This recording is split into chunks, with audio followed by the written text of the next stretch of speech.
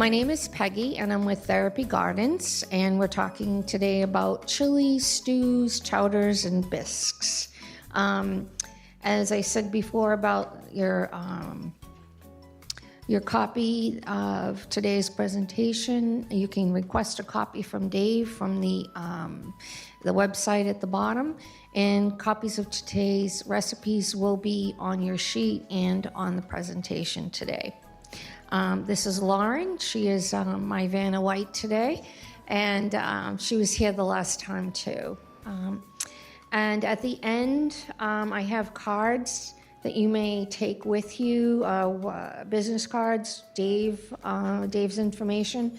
And we also have a book that Dave wrote himself, and it has a lot of the recipes that you see today, plus some more, minus salt, minus sugar for people who have to watch both, okay? And they're $10 each, so keep that in mind. Now, we have Therapy Gardens and Senior University. Now, today I'm representing Therapy Gardens. We're talking about healthy living, how to make your own food, things like that. But we also have other classes under the heading of Therapy Gardens, you know, tea tasting, how to grow your own teas, mix your teas, grow your own herbs, unique garden ideas. But we also have something called Senior University. Now, Senior University is very interesting. It's about current events and general news items. There's one gentleman who talks about the Israel-Hamas conflict and how we got there, but there's no politics involved at all. It's just all informational. And we have another woman who talks about the 3 women senators. We have a lunch and learn where we talk about China, and we bring in chopsticks and food, and as you're learning about China, you're learning how to use chopsticks and eat. So we have a lot of different classes, and you would like that, huh? You could probably teach it, right? So when you go on the website, you also see the winter catalog, which is all of the workshops that we present. And you can let Kevin know if you see anything there that might catch your interest, okay? So today we're going to give an overview of what chilies are, and we'll give you some specific recipes to get you started. We are not affiliated with any person or company, and we only recommend the products that we use. So we're not, even though we're advertising the things that we use, we're not representing the company at all, okay? And you're free to, choose to use whatever you like, but we're just telling you the products that we've used, that we liked, that worked for us, okay? So let's talk about sodium. If you look on these ingredients here, look at this, 560 calories, and its serving size is 1. But you see the sodium here is 1150, okay, for this container, all right? Even though it has a lot of good things in it, like carrots, onions, and celery, that's sodium and cholesterol. So if you're watching both of those things, even though it's healthy, because looks like it's probably made, not in a factory maybe, but it has a lot of things that you don't want. Look at over here, 29 grams of sugar and only 6 grams of protein. So if you're watching cholesterol, high blood pressure, diabetes, that may not be the best thing for you. And then if you look at, I bought a can of chili last night when I was out, and I can't see anything in this light. But most of these say serving size 2 for this can. So anything that you see on here for sodium or sugar or cholesterol, you're going to double it, because I don't know how many people are just going to eat half a can. And think about it, okay? And you have to look at those things. They're very important. And look at this. These are the most over-processed products, and they probably don't have as much nutritional value as you would like, but they taste good because they're high in sodium and high in probably sugars and fat, right? Why is everything that we eat that tastes good is bad for us, right? I know. So when I'm sick, I always like a chicken noodle soup, Campbell's chicken noodle soup. But if you look at the can, it's only for 2 people. So you have to double the salt, the sodium, and the cholesterol. Dinty Moore's beef stew, my mom used to feed us this when we were kids. We loved it. But look at the cholesterol. There's 30 milligrams of cholesterol in here. And the sodium is 990. But the servings per container are 2.5. So you just double that plus half, and then you've got the sodium content. And I don't know, this size, maybe you might get 2 people, maybe 2 small people, maybe 2 kids, you know. So the solution is to make your own stock, okay? How many of you have made your own stock? Good, okay. You can make stock from anything. Meats, vegetables, mushrooms, you know, they're also very good. So the way to make your own chicken stock, this, all right, I wanted to show a Dutch oven, but I didn't bring mine because it's heavy. A Dutch oven is made out of cast iron. It's about that big with a cover, and you can put it in the oven, you can put it on the stovetop, and when you are making a chicken stock recipe, you can put it in a Dutch oven, and it says right here. So when you're roasting the chicken, you're going to put it in the Dutch oven at 400 degrees for an hour.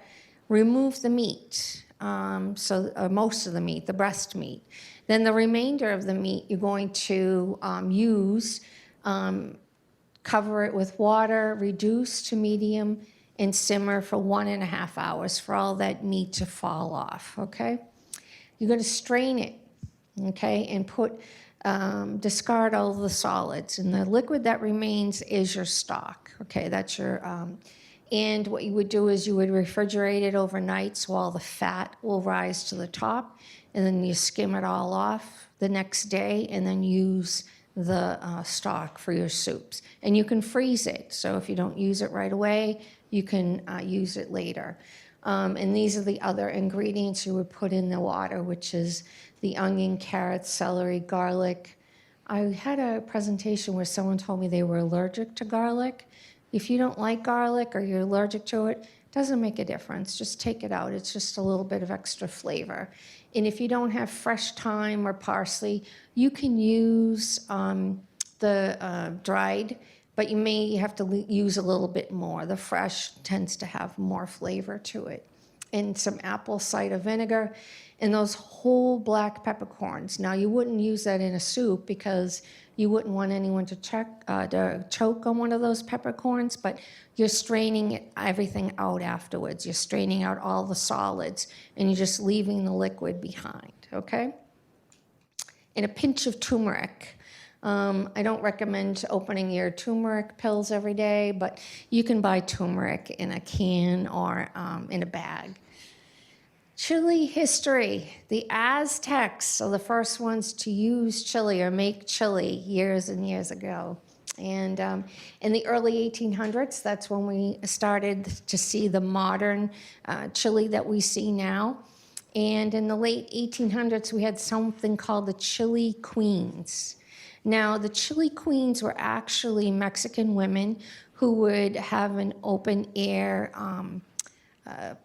market and sell the chili that they made, okay? And chili con carne is chili with meat. And then they had chili parlors, and then, of course, we went to canned chili. And these are the chili queens right here in San Antonio. They had an outdoor restaurant or open air market where they would sell their chili. And then in Texas, they had these things called chili parlors. Not something you'd see something around here, but down there where chili had originated, that's where you would see something like that. But you know what? I Googled it. Chili parlors aren't called chili parlors anymore. It would be like your Mexican restaurants or Chili's, and at some of the Mexican restaurants in my area, you get serenaded by a group of, what do they call the singers? The Mexican singers with the castanets and the mariachi band. That's it. Thank you. You make it with beans. You make it with meat. All right. So you know that you can control all the salt and the sodium that goes into your chili, and you can use anything. There's a recipe here to use tofu. I don't know if anyone eats tofu. You can make it. It's a vegetarian chili, and it's just basically it's meat with peppers simmered in a sauce. And the dark kidney beans are generally what people use, but you can use other ones. It depends on what you and your family like, and you can make it spicy or mild. Now, homemade chili is always better, always. It tastes better, it's made with love. You know all the ingredients that are going into it, and you control the level of spiciness. Now, this is the Scoville scale of spiciness, and I learned about this.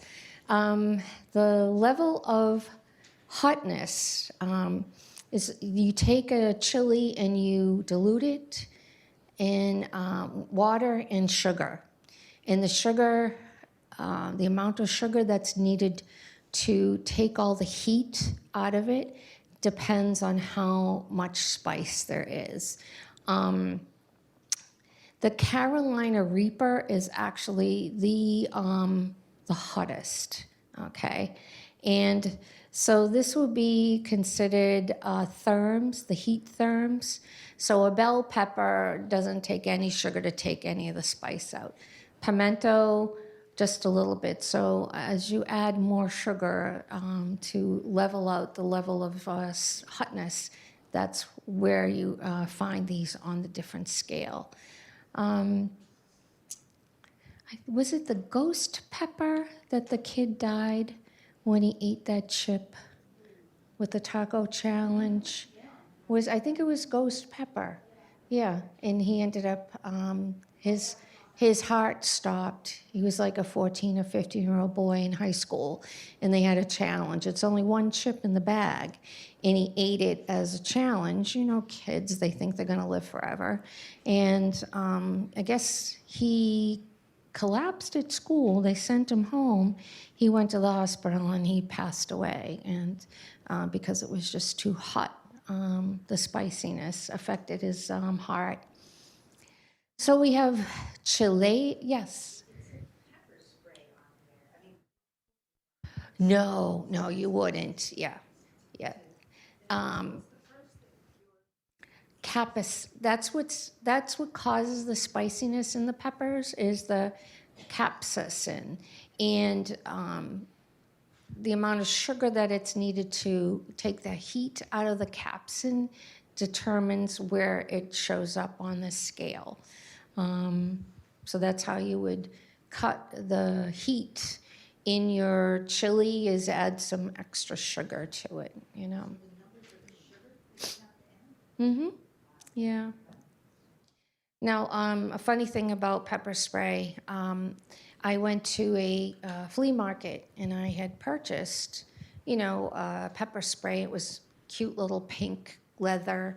And I was working on the first floor of a company where there was no one in the building. I was a little bit nervous about being there. So one day I said to myself, I don't even know whether there's pepper spray in this. I spent $10 for this thing. I'm going to test this out. Boy, was I wrong. I decided I'm going to spray it into the wastebasket under my desk. I had to clear out the room. I had to take the whole bucket outside of the building, and my eyes were watering. It wasn't even sprayed on me. I was just around it. So I guess my $10 was well worth. Now I know there's pepper spray in it, and it does work. So just be careful with the pepper spray. Don't be stupid like me. Well, I just had to test it, you know. So Chile versus chili. I couldn't find any chile powder, but it's made from ground chilies, and there's often just one variety, like the ones that we've listed before, like maybe an habanero or a Scotch bonnet. But you do find a lot of chili powders, and that's generally a combination of different chilies. And here's my chili powder. So I'm going to suggest that you be very careful when you sniff this. Don't take a deep inhale. Oh, there's a cover on here, okay. And you can, it may even say chili peppers, cumin, oregano, salt, garlic, and something silicone dioxide to make it free-flowing. So you can take a little smell of that. And oregano is another one of those spices that they add to it. And usually you associate oregano with Italian cooking. And be very careful when you just don't stick your nose in there. Just, you can waft it. That's what we had a class with a science teacher, and she taught her children to just waft it. Now, if anyone's had any pests, like rodents that like to hang out outside of their home, I can attest to cayenne pepper being a deterrent. You just sprinkle some around, but it only lasts till the next rainfall. But I'll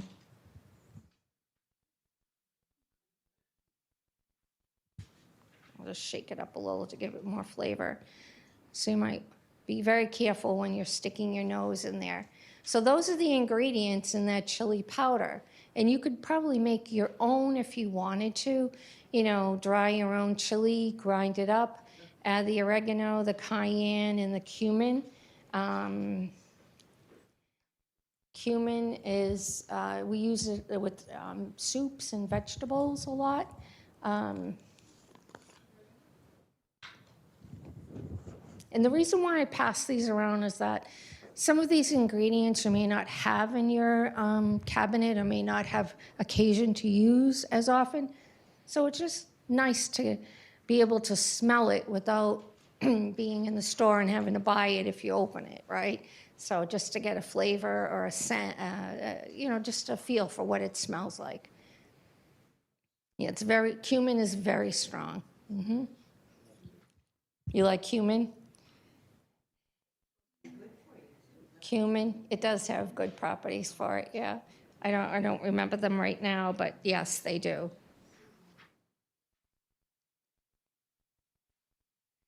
So some tips.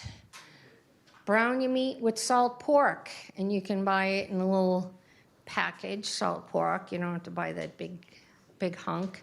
Hormel makes it in like sandwich meat size plastic bags, you know, so you could cut it up and use portions of it. Or you could use oil for more flavor. But when you use the oil, there's more cholesterol in it. You can use 50% beef with 50% something else. So if you're trying to cut down on your consumption of, you know, red meat, you could add it with lamb or pork or venison for a different flavor. And when you're adding your spices, put them in a small amount at a time, then taste it, okay? In my family, if I add any spice at all, they're always accusing me of trying to kill them or something, you know. You're trying to kill me with all this. What is the stuff that you put in here, you know? So if you're trying to sneak it into your family's food, do very small amounts at a time, just to give it a little bit of flavor. And to quickly increase your spiciness, use ground cayenne pepper, which I'm sending around now. That will add more spiciness to it, okay? And if you're going to reduce the spice, add potatoes or sour cream, or sugar, but that's not up there, or more liquid to kind of like even it out.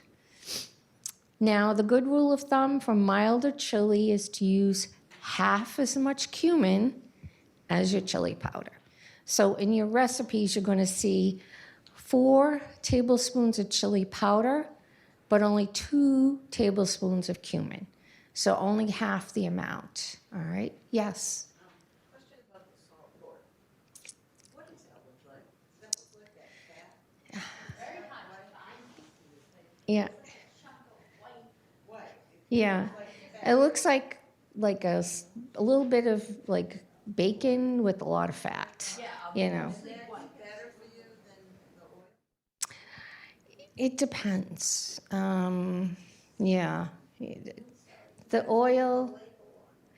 The oil has more cholesterol in it, but the salt pork you would probably use a small amount.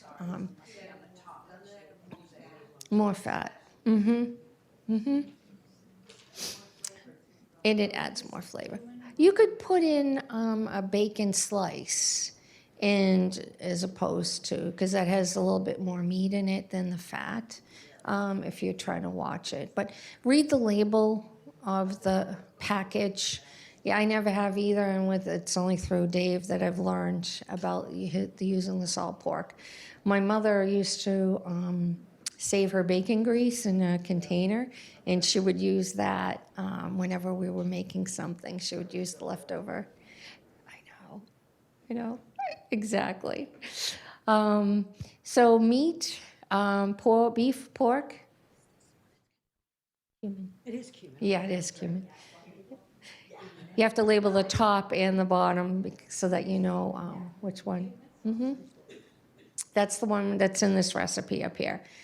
That's what you're going to add the spiciness. Use the canned beans and not the If you use the dry beans, you're going to have to soak them before you use them. The canned beans are already soaked and ready to use. the regular beans on canned would be the same. The red kidney beans, Cooking, yes. Yep, same amount, dried or pre-soaked. right, dried or pre-soaked. Let's see.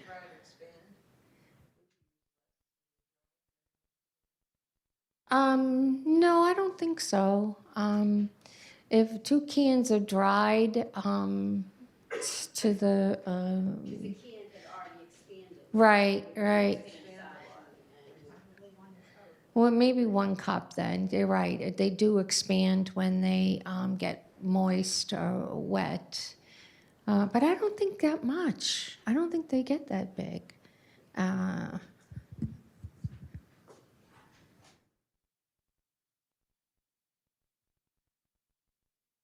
cook them a lot to manage salt. Right. So You. I soak them for a while, Mm-hmm. they expand a little, and then I cook them Mm-hmm. with more water and it expands more. And have you used the canned ones versus? Well, I have high blood pressure, so yeah. Mm-hmm. That's a good tip. That's a good tip. Which is, you use, how much do you use at a time? A cup, 2 cups? Oh, for that, I cook a lot at once and then either freeze it or. So you would, mm-hmm. Yes, they do freeze very well. Mm-hmm. Thank you. So do you put the salt in when it's cooking or when it's finished cooking? You don't really need to put the salt in because you're getting the meat and this is a recipe without salt, so that because you're controlling the amount of salt. You salt to taste, but if after you could do it without it. Don't use the salt until the very end. Yes. Well, don't canned beans contain a lot of salt?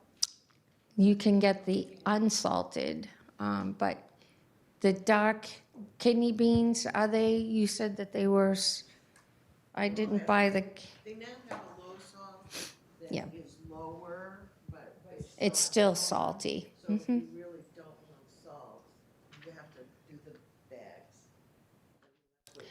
The dried has no salt added, so you would just, if you wanted to do it totally salt-free, you would use the dried, and you would probably use 2 cans would be about a cup each, 2 cups of the dried, and soak them. You have to soak them overnight in order to get them to be plump.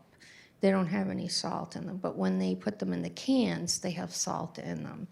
That's what they use to retain their flavor and as a preservative to save them in the cans. So you would definitely want to use the dried if you want to eliminate all the salt altogether. Yes. And also, too, the Worcestershire sauce has salt in it. I don't believe there's a salt-free or a lower salt Worcestershire, okay? But you're going to have enough taste between the chili powder and the cumin and the black pepper to have a lot of taste to it. You're not going to miss the salt. But if you do, you can add it at the end and see how you like it. All right, this is the vegetarian chili with the pinto beans and the black beans and the kidney beans. You don't have to use just the kidney beans. Now, a can of fire roasted tomatoes are just tomatoes that have been cooked in oil to give them an extra flavor, and they say fire roasted right on them. And again, 2 tablespoons of chili powder to 1 tablespoon of cumin. So you would use twice as much chili powder as you would cumin. And you can use kosher salt. But again, at the end. Now the chili with beans and potato, you would use red Bliss potatoes, and you would cut them in half. And you can brown them with butter before adding to the chili to add a little extra flavor to them, get them started. But again, the beef, tomato sauce, Worcestershire, the kidney beans, onion, garlic, 4 Bliss potatoes, and again, notice 2 tablespoons of chili powder to 1 teaspoon of cumin. So you're lowering even more cumin. If you want a little more spice, you could probably use 1 tablespoon. But I would recommend, if you're just using this for the first time, go low first, use a small amount, and then add, because you're actually putting in cayenne pepper. And this one calls for dark beer. So any beer that's dark, like a stout or a Guinness, I don't know, you have friends over for holidays and you have all these beer cans left over, you can use one of them to throw into your chili and get a different flavor to it. Now, this is the Dutch pot that I was telling you about, the Dutch oven. And you can put the meat right in there. You can put it right in the oven, put it on the stove. It's a very versatile pot, and it comes with a cover. And here you see like the meat. It looks like a roast. You can roast in there. I love it because it's great for one-pot meals. You know, you just throw everything in that one pot, the chicken, the vegetables, the carrots, the potatoes. Mm-hmm. I wonder, between that and a crock pot, do you have to do it versus another? I'm always a little nervous if I'm doing a recipe, if it says Mm-hmm. crock pot, but can you do Yes and no. Did you have something to say? I usually, yeah, because with this Dutch oven, you can brown up stuff in oil and like your onions and spices and things like that. You can't really do that in a crock pot. And usually you have to add a little bit of liquid in the bottom of that crock pot so that it doesn't, dry out or burn, you know. Mm-hmm. flour, and then you brown it, and then you throw it in the. Yeah, for the beef stew and stuff like that. Mm-hmm. You're saying that you wouldn't, the time is probably very different. It's a different kind of cooking. Yeah. Slow cooker, so Mm. everything's convenient. Because you can leave it for 4 to 6 hours. Yeah, you have to go on. Right. Cook for it, Yeah, you have to monitor the Dutch oven, yeah. Couldn't leave it for 4 to 8 hours, you know. And I cheated the other day. I made beef stew and didn't have time to flour them and throw them in the frying pan. I just threw them all in. I saved time. It tasted good. It wasn't bad, you know. Don't do that through the flour stage and the, the thread. Putting in the flour and then browning it. So even better if you just cook the meat longer. Mm-hmm. Yeah, I put it all in the crock pot. I literally was so short on time. I was like, I'm cutting out that step. And I just threw it all in the pot and threw it in there for 4 hours and did my things. And it came out fine. It was very tasty. Alrighty, so white chicken chili, that's something different. You can make chili out of anything, right? Olive oil, chicken breast, onion, garlic, chicken stock, the cannelli beans, some green chilies. You can use more or less.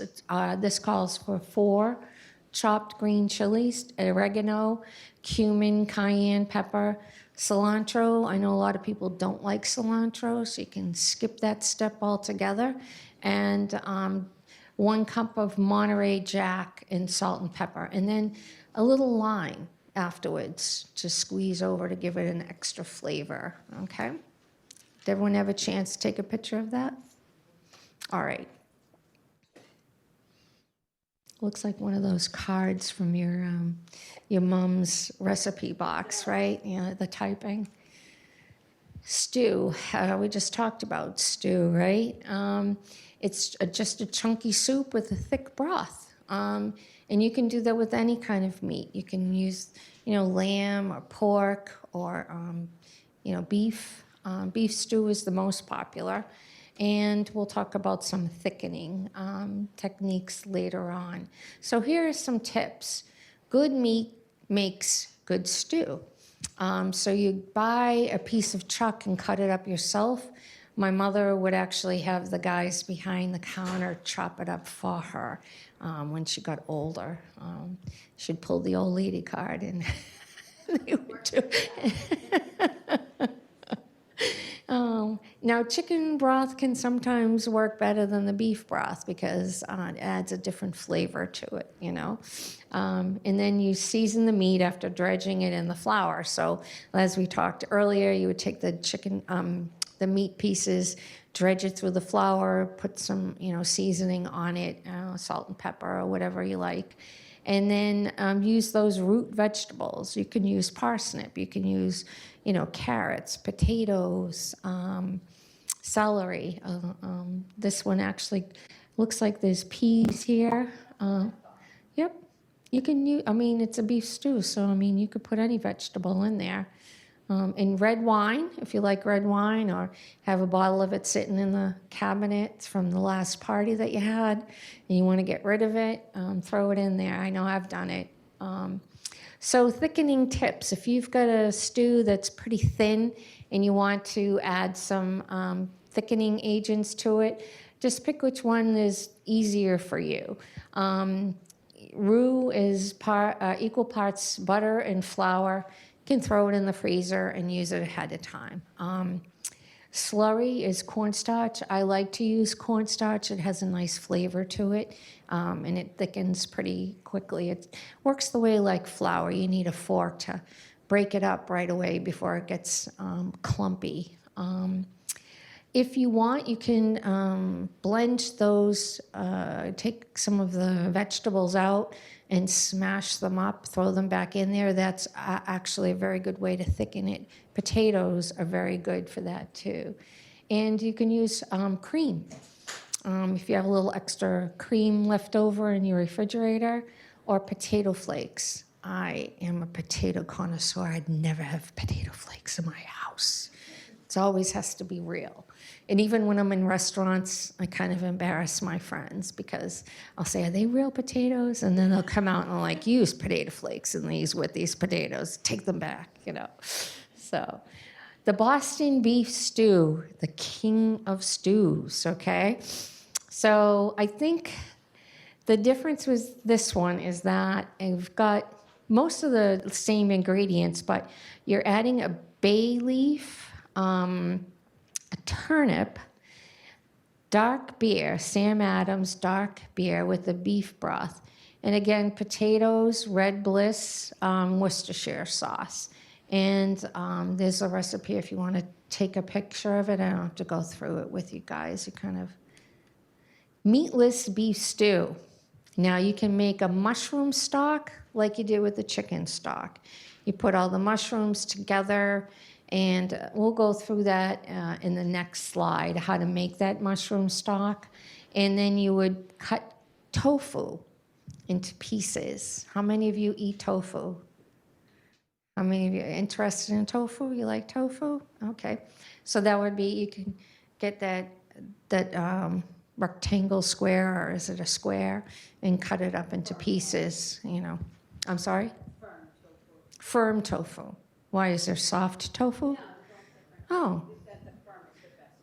Oh, okay. I've never seen soft. I've only seen the firm. It's pretty good if it's all the seasons and the other dish, it's not bad. Right? If it's made I well, have, my kids have told me that, because they, if you have the right spices, that's all it's doing is soaking up the flavor. It doesn't really have a flavor, or it takes it from the ingredients around it.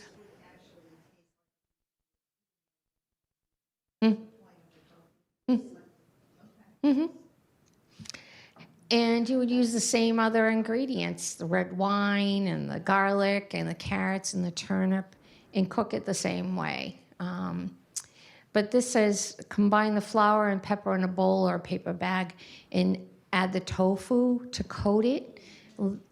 You would do that with your beef too before you, and then heat it in a large pot with oil, and brown it on all sides to give it a little extra flavor. I don't think you need to do that with beef. Like I just told you about my Lazy Man's beef stew the other day. I didn't bother, flouring it or anything like that. I just threw it all in there, and it tasted fine. This is the mushroom broth. So you get the mushrooms, onion, celery, carrot, garlic, a bay leaf, some Italian herbs, which would be your oregano, a basil, maybe some rosemary and thyme, some parsley, black peppercorns, soy sauce, Worcestershire, and fish sauce. So all of them together in olive oil. And then in that Dutch oven, you would, boil it all up, and then strain everything out after you've boiled it, and squish it really hard to get all the liquid out. And that's your mushroom broth, okay? I would have to eat the mushrooms afterwards. I like mushrooms. And the seafood chowder, this is awesome. And this tastes so great because you can add, anything to it, any kind of fish. And if you can see, it's light. It's got a lot of fresh parsley here, and carrots, and potatoes. And if there's no cream in this, so it's not thick. It's kind of a thin broth, but you can add Old Bay seasoning. This is my favorite seasoning. I brought it right from my kitchen, and I use this on everything. I use it on shrimp, salmon, any fish food at all. And you can look at the ingredients. What are the ingredients in there? Yep. I don't know if I can see it. Oh, maybe, yeah. You see it? Let's see. You should see it. That's small. Here it is. Celery salt, spices, red bell, black pepper, and paprika.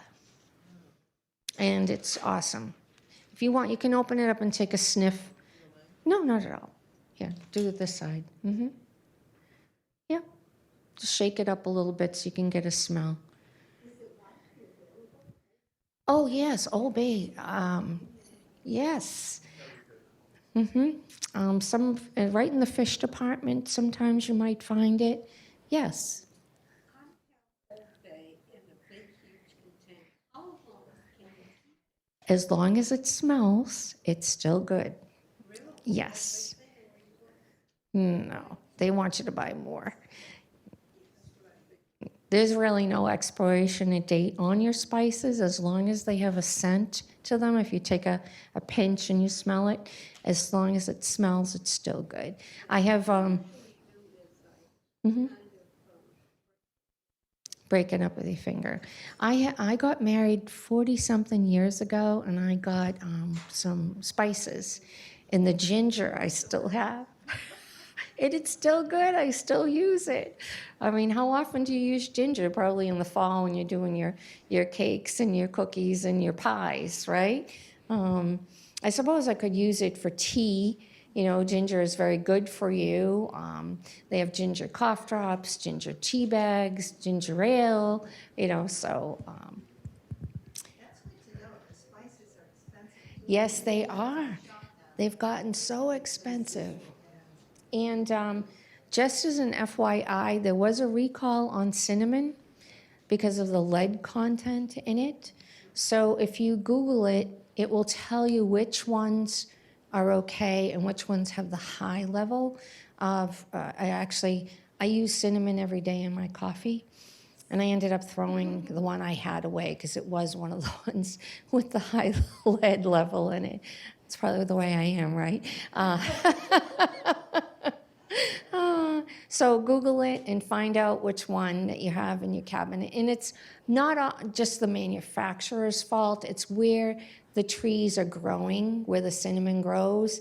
There may be lead in the water, the groundwater, that they're leaching into it. And then as a consumer, you're eating the bark, which is the cinnamon, and that's where you get the lead. So just be careful. Go on to Consumer Reports or Google it to make sure you get the right cinnamon.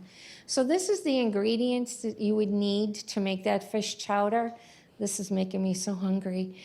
So we have a little can of chopped clams. This is what the salt pork looks like. Who was wanted to look at the salt pork by Hormel, and it looks just like the sandwich meat. So I would find that in the sandwich meat section. You would use unsalted butter, some heavy cream, some black pepper, and some clam juice and real clams. You would start off with them. And then these are your spices, your onions and your celery. And I think that doesn't look like parsley. It looks like rosemary? Yeah, that's what I thought. Yeah, how much? More time, yeah. Thyme, yeah, okay. So you take a picture of that. That's what a Dutch oven looks like. And I know Ocean State Job Lot had them for a very short amount of money. Maybe $20, $30. I got it a couple of years ago. Anyone use a Dutch oven? Have one? They are heavy. Yeah, very heavy. That's where a crock pot would probably work for you because they're lighter. But some crock pots can be heavy. Oh, did you need a flyer? There you go. Anyone else back there need a flyer? Latecomers? Everyone got one? Okay. Vanna, you fell down. No, just kidding. All right, so New England clam chowder. Oh, who likes clam chowder, right? And that was these are the ingredients you need for clam chowder. I said fish chowder, but it's clam chowder. So you would start off with those clams, you would boil them up, and then you get your chopped clams, salt pork, bacon, butter, celery, onion, garlic, those russet potatoes, some fresh thyme, that's what we saw, and the bay leaf. Don't forget to take that out afterwards. Some heavy cream and some black pepper. Now, Dave is just such a card. I've gone to New York and ordered chowder, and I got the Manhattan clam chowder. I was like, that's not chowder. I don't know what this is. And then they have the Rhode Island clam chowder, which looks like a mishmash of tomato soup and clams. I don't know. I'm sorry if I'm dissing your yum, as some of you might like, Manhattan clam chowder or the Rhode Island clam chowder. But anyone like any of them? No, we're kind of spoiled. We're in New England, right? So yeah, we do have the best. And I've gone to the Chowder Fest. Has anyone ever gone to the Boston Chowder Fest? And all the restaurants will try to outdo themselves with chowder, and you go around and taste all the different chowders. It's a great time. Look for it in the summertime. Yes. The price of spices have gone up, and the last time I looked for bay leaves, they were Sky high. sky high. So I looked in the Goya section, which is the Spanish foods, and they were much cheaper there. Right. So, as for those of you who didn't hear her, if you are finding that the cost of spices is too high, go into the ethnic section, so the Spanish section or a different section, and you will find the same product for much less. So, no, yes, yes. Ocean State Job Lot has them too, and I have found a few at Market Basket that they're cheaper.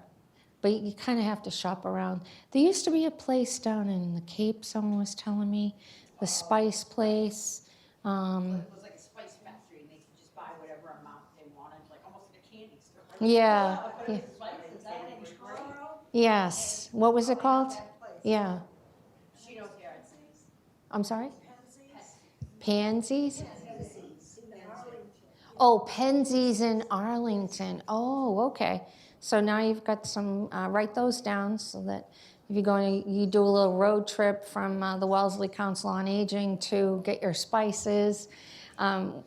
If you're looking for a great place to get unusual stuff, go to the CAM, K-A-M, man, in Quincy.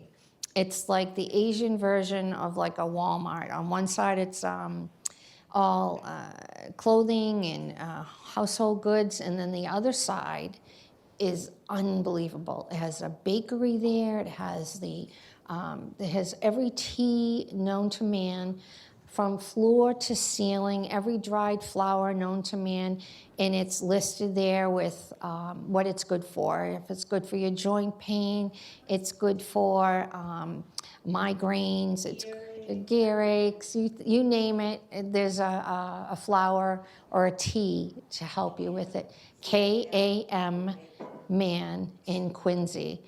And their bakery is awesome because they make like brownies and cookies, but they use different ingredients to make the same.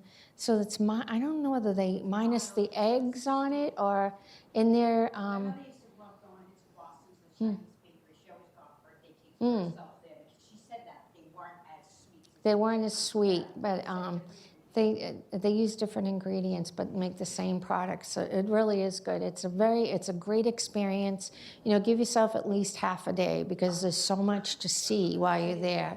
Yeah, and it's a lot of fun. You'll spend a lot of money. I'm not even sure. Yes. I believe it was 4 to 6. Yeah, I would say about 4. 4, definitely 4. Yeah, there's a lot in there. And you're starting off with 3 cups of water. So I would say at least 4. Okay, you're welcome.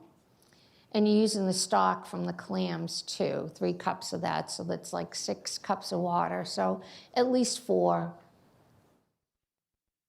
And you want to give everyone a little taste, you cut it down to 6, So let's talk about some bisques, okay?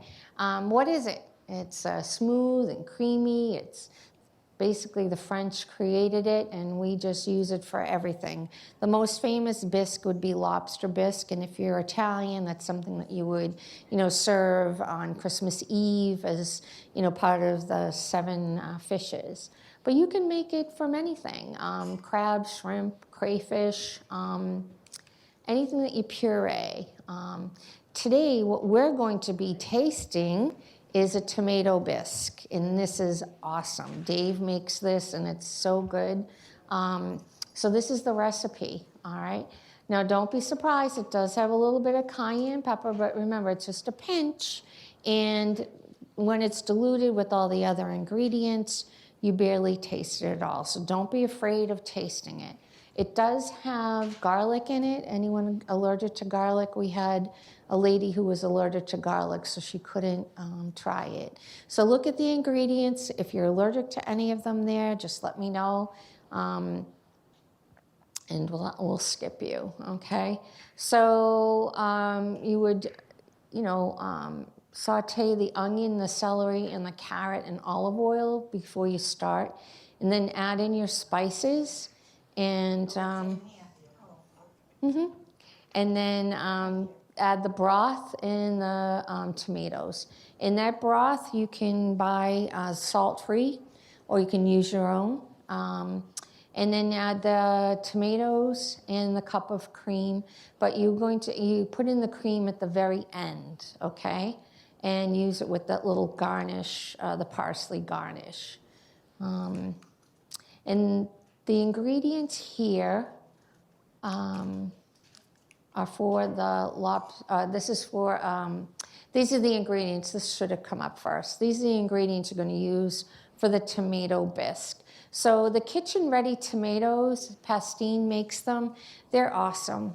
I use them to make my tomato sauce, and it's excellent to make this tomato bisque because they take a lot of the work out of them. They're already crushed and they're peeled, and as they cook, they soften up and make a really nice dish. Now, that was the garlic, minced garlic, yep. And these are the onion, carrots, celery down here, all chopped up. And a little bit of spices here. And again, the Dutch oven is the best thing to use for that. I don't know, could you use a crock pot to make the tomato bisque? I'm sure you could. I wonder how it would, can you saute? You could saute everything in a little saucepan beforehand, then throw it into the crock pot, and then add the other ingredients, and let it simmer. So you didn't mix in the cream on the top? At the very end. Yeah, there is cream in there. Yep, there's cream right here on the top. Yep. Yes. Cream is already mixed in. Yes, exactly. Lobster bisque. If anyone gives you any of their leftover lobster shells, this would be great to make a lobster bisque.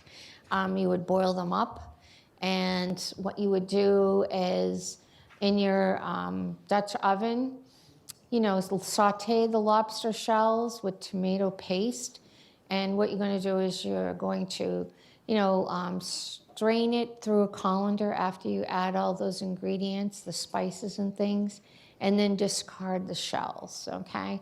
And then you can add the wine, the Worcestershire, and the Old Bay seasoning that I sent around, and pour in that cream and butter and let the butter melt, and then remove it from the stove, and then pour it in a blender. All right, you're gonna need a blender and puree that in little batches, and then throw that back in the pot, and then you're gonna salt it with the cayenne pepper and season it with salt and cayenne.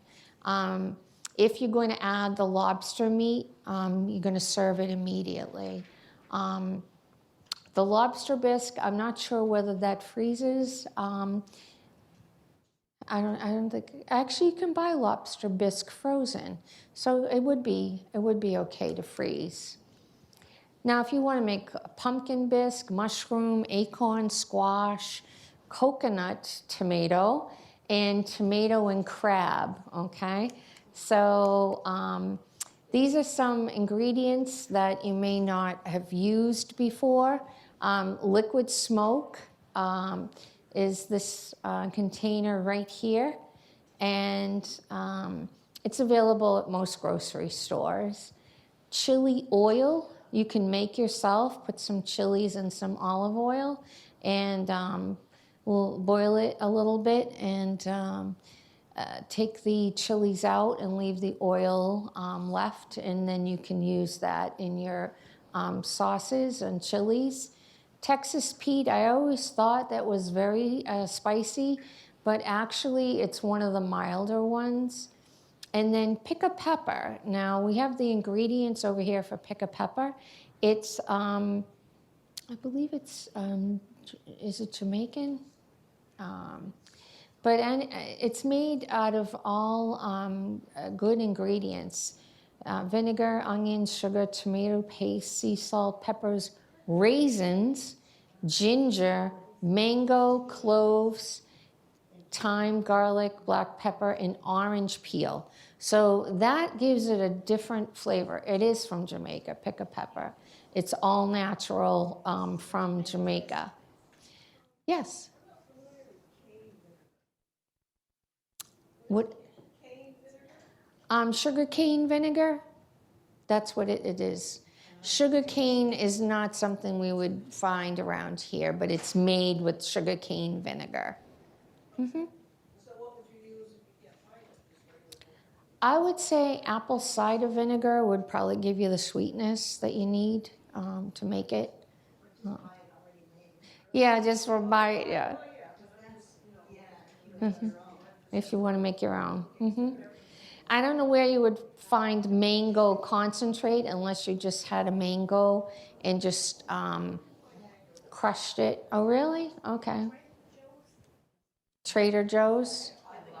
Okay, so you would probably be able to find cane vinegar at Trader Joe's because they have a lot of unusual products there. Would Whole Foods have it too? I would think so. Mm-hmm. That actually looks like a. So this is the other side of the pick a pepper. And you would use 1 tablespoon is 30 in a jar. There's only 5 calories, only 50 milligrams of salt, only 1 gram of sugar. That's really good. Yep, and the cholesterol is less than 300 milligrams, and the fat is less than 25 grams. So it would be a healthier product to use. Now, better than bouillon, there's a vegetarian one also. The only thing with better than bouillon is the salt. There's a lot of sodium in it, and so you would use less than what they recommend, all right? All bouillons have a lot of salt. If you look at the ingredients, salt is one of the major ingredients.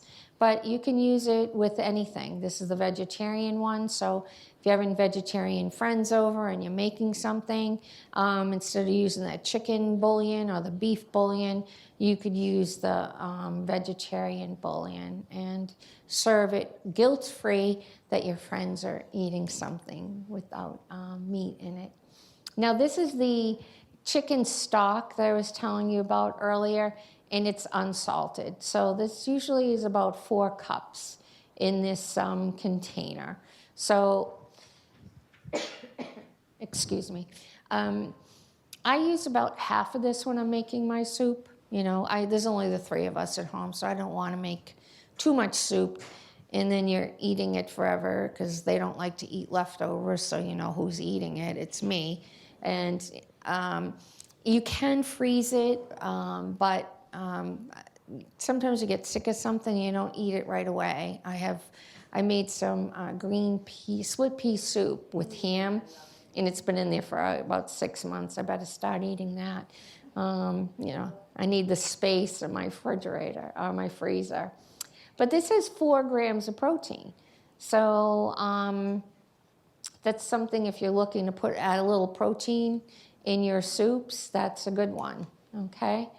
And the one thing that's changed The Cooking World is Soup Life by Dave and the cookbook. So that's the cookbook there if you want to take a look at it.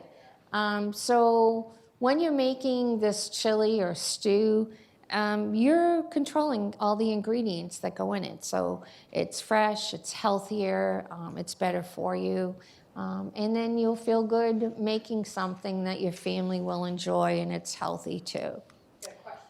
Oh, we got a question. Sorry, you're so quiet. Could you comment on that tomato bisque? Oh, how did you like it? So Yeah. I was wondering, you have light cream, heavy cream, and then you also have coconut milk as ways to get that creaminess. Could you comment on the calories in each one and which one is? Well, obviously the heavy cream would have the most, heavy cream has the most calories. So if you're looking to watch calories and things like that and fat content, I would definitely, the coconut milk would probably be your best option. It's a little bit thinner, but the cream has the thickness is what you're looking for. So I'd go for the light cream. The coconut, this was the light cream, right, okay. This was light cream. The light cream, right, and the one that we made. That's like a medium, yeah, yeah, fewer, yep. What about half and half? Half and half is half milk, half cream. So it's not going to be as thick as cream, but if you're looking to watch those calories and the sugar and fat content, that would be good. Cornstarch or something, yeah, you could do that. Yep.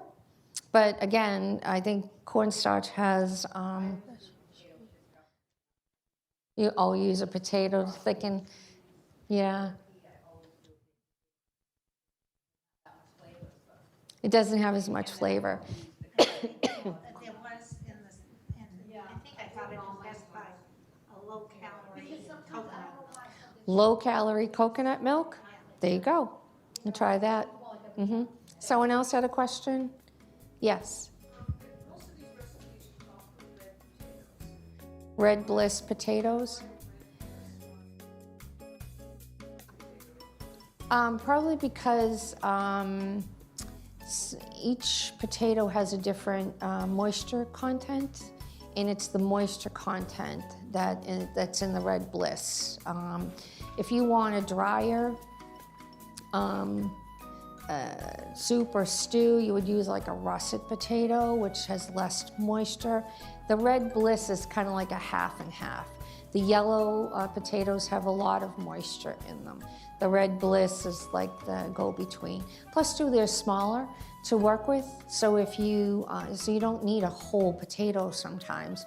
You're just using maybe half a potato to thicken it up, or just a small Red Bliss potato. Any other questions?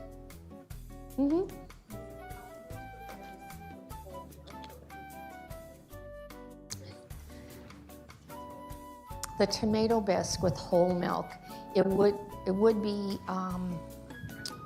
it would be runny. It wouldn't be as thick.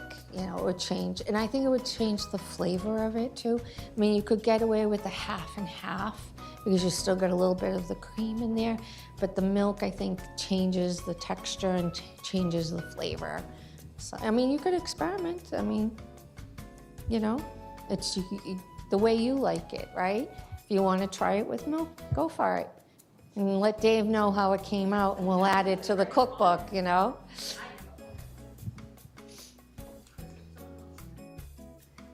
Alrighty, so thank you for joining us today.